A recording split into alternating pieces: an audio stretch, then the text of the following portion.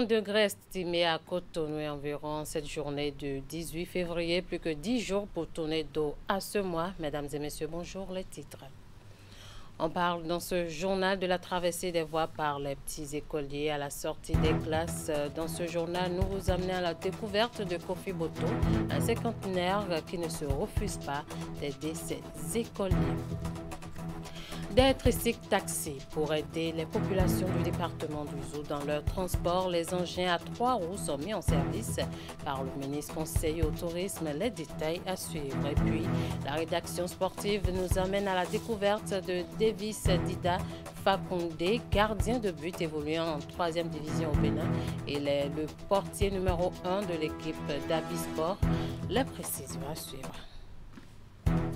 À nouveau, bonjour. Midi est une heure de pointe dans la circulation, surtout à Cotonou. C'est également l'heure à laquelle les écoliers finissent leur première mi-journée à l'école. Mais en prenant le chemin de la maison, ils sont confrontés à des motocyclistes qui, pour la majorité, ne veulent pas s'arrêter pour leur céder le chemin. Certaines bonnes volontés aident ces petits écoliers pour la traversée. C'est le cas de Kofi Boto, un agent de sécurité à Ménotin. On le découvre ici avec Teddy Godalor dans ce reportage. À 12h à Ménotin, un quartier populaire de Cotonou. C'est l'heure de la sortie des classes pour ce groupe d'écoliers qui est sur le point de traverser la voie.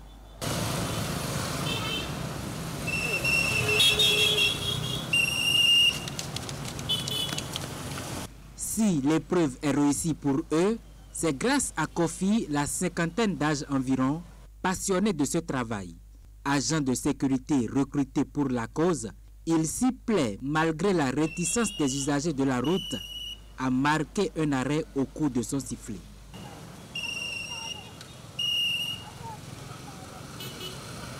D'autres même ne veulent pas s'arrêter.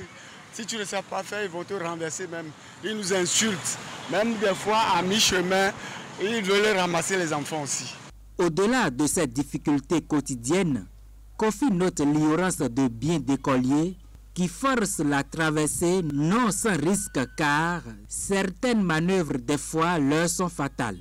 Des personnes de bonne volonté se prêtent aussi à cet exercice qui paraît difficile mais indispensable pour la survie des apprenants. Non, tout à fait, c'est un plaisir pour moi d'abord, parce que c'est les enfants des amis qui sont dans l'avant à côté. Donc chaque fois qu'ils viennent ici, ils m'adressent et que je les traverse la voie.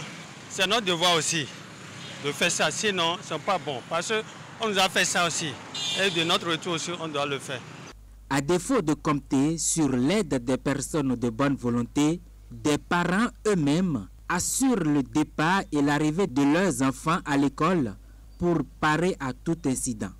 Vigilance doit donc être de mise pour mieux assurer la sécurité des écoliers le long de l'année scolaire.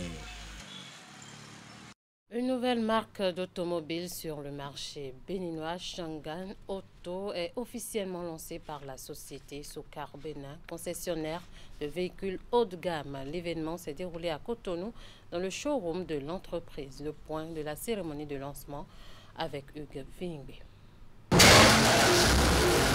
Elles affichent une carrosserie irrésistible, sont puissantes, à la pointe de la technologie et respectueuses de l'environnement. Autant de qualités qui séduisent les chefs d'entreprise ici présents.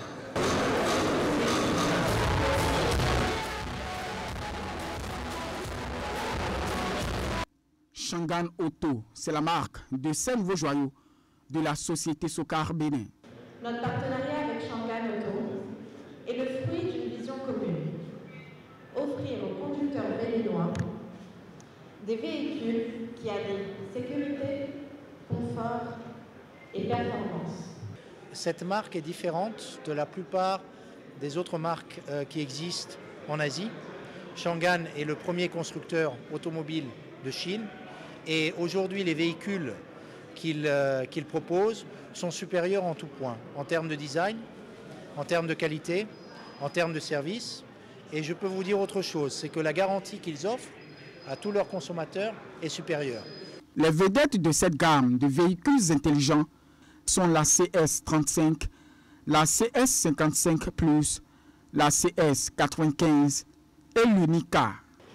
Vous avez également, à l'intérieur du CS35, un écran de bord numérique intelligent offrant toutes les informations essentielles et un écran tactile d'infodivertissement avec une interface fluide et intuitive. Le CS35 dispose d'un assistant vocal intelligent. Moi, j'ai l'avantage d'avoir essayé l'une des premières sur au moins 500 km. Je peux vous dire que sur la fiabilité, la sécurité, la performance, sincèrement, elle n'a rien à envier aux voitures occidentales, je dirais. Filiale du groupe Fadoul, la société Socar Bénin est spécialisée depuis 1988 dans la distribution de véhicules particuliers et utilitaires sur le territoire national. Mise en service de plus d'une dizaine de tricycles taxis dans le département du Zou, je l'annonçais en titre. Ces nouveaux engins mis en circulation vont désormais assurer le déplacement des personnes et autres charges dans les différentes villes de la région. C'est le ministre conseiller au tourisme, à la culture, aux arts et des sports qui a présidé la cérémonie de lancement en présence de nombreux acteurs politico-administratifs à Abomey. Plus de détails avec Imet Hélène Amoussou. Une douzaine environ. Ces engins neufs constituent les premiers d'un lot de tricycles taxis mis en circulation dans le département du Zou. Ils vont désormais assurer la liaison entre les diverses villes, de même que les localités proches des régions voisines. L'initiative est portée par un opérateur économique et son ONG, soutenu par le gouvernement. Ces moyens roulants dénommés ZENA vont permettre non seulement aux populations de circuler librement, mais aussi de sécuriser le déplacement de leurs usagers. Avec pour objectif de faciliter davantage la mobilité des populations, la mise en service de cette flotte de tricycles taxis vient à point nommé selon plusieurs acteurs politico-administratifs, et ceci pour de nombreuses raisons. Bien évidemment, nous allons accompagner cette initiative. Quand je dis nous, ce n'est pas seulement le maire de Boycon que je suis, mais c'est les 9 maires du département du Zou, afin que le bébé grandisse à une vitesse grand V. Alors, ce que nous allons souhaiter pour cette initiative, c'est qu'elle puisse évoluer, c'est qu'elle puisse se développer davantage pour aider nos populations à rallier toutes les communes du département du Zou. Adaptés aux besoins des uns et des autres, ces engins sont dorénavant disponibles comme solution aux problèmes de transport en commun dans les diverses communes du département du Zou. Leur arrivée est favorablement accueillie par plus d'un. Pour le ministre conseiller au tourisme, à la culture, aux arts et au sport, c'est une aubaine. Jonas Rantan appelle les citoyens des différentes villes de la région à adopter ces nouveaux moyens de transport. Quelle solution trouver quand on croise des touristes paquets, empâtés sur une moto à 3, à 2, alors que le switchage est interdit? Avec le réseau densifié en route, Zena quittera Abomey, ira dans la région d'Agolé, Ouenri, Zogodomé, Zakota, Didja, Agbaïzou. En plus de ce lot, bien d'autres seront bientôt déployés, portant à 50 le nombre de ces tricycles en circulation sur une prévision de 100 programmée dans un premier temps. Session de coordination départementale des acteurs et actrices multisectoriels dans le domaine des violences basées sur le genre. Les assises ont réuni toutes les parties prenantes à la lutte depuis le niveau communal jusqu'au niveau départemental dans le Zou. Ces échanges visent entre autres à redynamiser le cadre de coordination. Plusieurs communications ont meublé la rencontre qui s'est soldée par des recommandations. On retrouve Emet Hélène Amoussou. 2256 cas de violence basés sur le genre en VBG enregistrés en 2022 contre 3422 cas en 2023 dans le département du Zou. Les informations proviennent du système intégré de données relatives à la famille, la femme et l'enfant, SIDOFE Nouvelle Génération. Face à l'évolution des chiffres dans le département, Médecins du Monde Suisse au Bénin mobilise une fois encore et soutient les partenaires institutionnels, les acteurs étatiques ainsi que les organisations de la société civile. Le but de la rencontre est de renforcer la synergie d'action entre ces différents acteurs. Ces victimes étaient dans les communautés, mais comme il n'y avait pas des actions de sensibilisation qui vont encourager ces victimes à aller se faire prendre en charge, on ne savait pas qu'il y avait ce taux élevé de cas de victimes de violences sexuelles basées sur les gens en communauté. Donc c'est les actions qui ont aidé à encourager, à éclaircir la communauté sur les violences qui existent. Les assises tiennent lieu de sessions de coordination départementale des acteurs et actrices multisectoriels dans le domaine des VBG. Elles regroupent toutes les parties prenantes depuis le niveau communal jusqu'au niveau départemental. Batonga est dans les VBG depuis 2016. Quand Noah ne sera plus là, qui va assurer tout ce qui était fait sur le terrain? Donc c'est pour également préparer des actions de pérennisation sur le terrain que ces actions de synergie. Avec un focus sur l'appréciation des performances des plans d'action opérationnels élaborés par catégorie d'acteurs pour le renforcement de la synergie d'action et le référencement des cas de VBG, la dite session vise, entre autres objectifs, de redynamiser le cadre de coordination départementale des acteurs et actrices multisectorielles dans le domaine des VBG.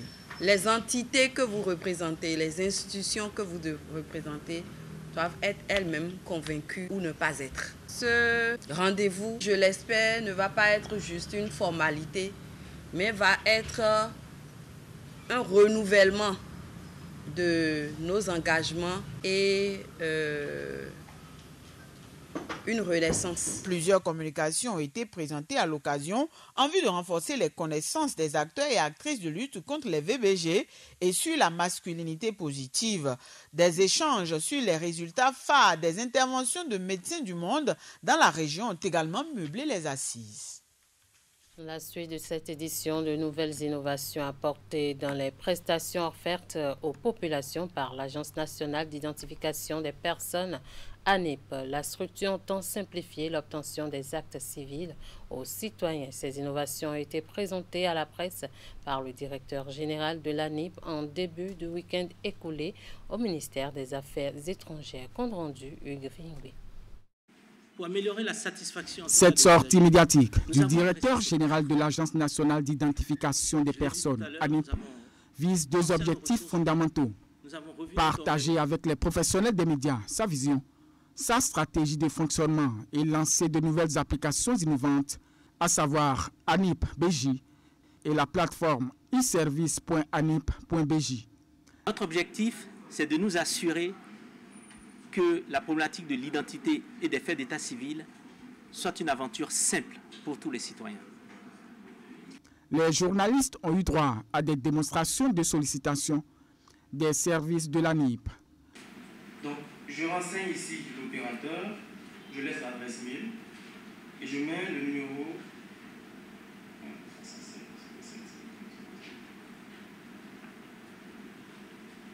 de paiement. Je déclenche le paiement. Bueno, San Juan de Mel.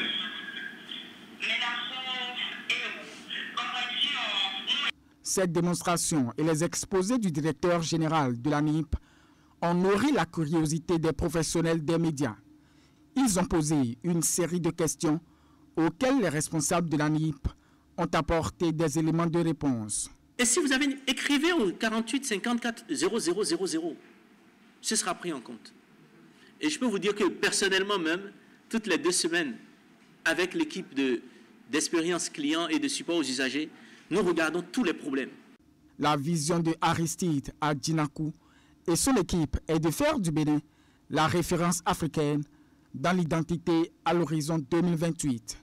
Une vision épousée par le projet Wouri qui accompagne l'ANIP sur plusieurs plans. Nous comptons déjà, c'est déjà de bonne route, renouveler systématiquement les équipements d'enrôlement biométrique. Et d'ici le mois de mars, il sera livré 700 kits biométriques au profit de l'ANIP pour toujours faciliter la tâche aux usagers. Et l'ANIP a déjà reçu 2050 terminaux pour les déclarations de naissance au Bénin. L'ANIP encourage les médias à dénoncer les imperfections dans l'accomplissement de sa mission afin de leur permettre de les solutionner. Le dossier sport de ce journal nous amène à la découverte d'un gardien de but qui évolue en 3e division masculine au Bénin. Il a nom Davis Dida Fakonde, gardien numéro 1 de l'équipe d'Abisport. C'est un jeune portier qui a fait ses débuts au sein de l'académie de Michael Poté en 2012 avant de prendre une pause pour donner priorité à ses études. Il va ensuite revenir sur les aires de jeu quelques années plus tard pour poursuivre ses ambitions de footballeur. Nous allons ensemble à sa découverte. Dans une équipe de football, chaque élément est important pour réussir un match de 90 minutes. Parmi ceux-ci, il y a le gardien de but qui reste le maître du jeu derrière les 10 autres joueurs dans un match de 11 contre 11. C'est pour ça qu'on le surnomme le dernier rempart. Voici un jeune gardien de but qui inscrit peu à peu son nom dans l'univers du football amateur béninois, mais reste très peu connu du public. Ici c'est Dida Davis Fakonde. Je suis gardien de but à Abisport. Je joue la 3e division.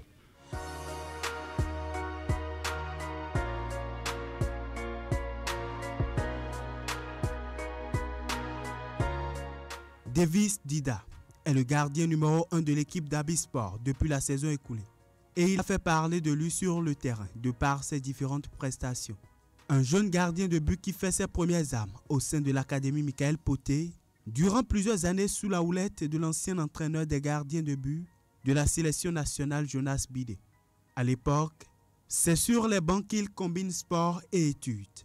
Quand j'ai intégré le centre de Michael Poté en 2012, je suis resté et j'ai continué avec les études. Il y avait eu une compétition dans le temps. C'était une compétition qui regroupait les écoles de foot. Donc j'ai même été meilleur gardien de ma formation. C'était en J4 2014, voilà, j'étais meilleur gardien. Mais arrivé à un niveau, c'était 3 ans après, je crois que c'était en 2016, voilà, j'ai quitté le centre où après le déménagement de mes parents, je suis venu rester à Calavi où j'ai encore continué avec les études. Donc j'étais complètement à la touche. Après quelques années au sein de l'académie Michael Poté, il décide de ranger ses crampons et donner priorité à ses études. Ce qui lui prend un bon bout de temps, mais il n'oublie du tout pas sa passion pour le cuiron. Dans un petit coin de sa tête, le retour sur les aires de jeu pour s'épanouir dans sa passion est une évidence. Après quelques années de réflexion, c'est ma passion et c'est de ça que je vis. Donc là, ça m'a pris, j'ai repris petit à petit.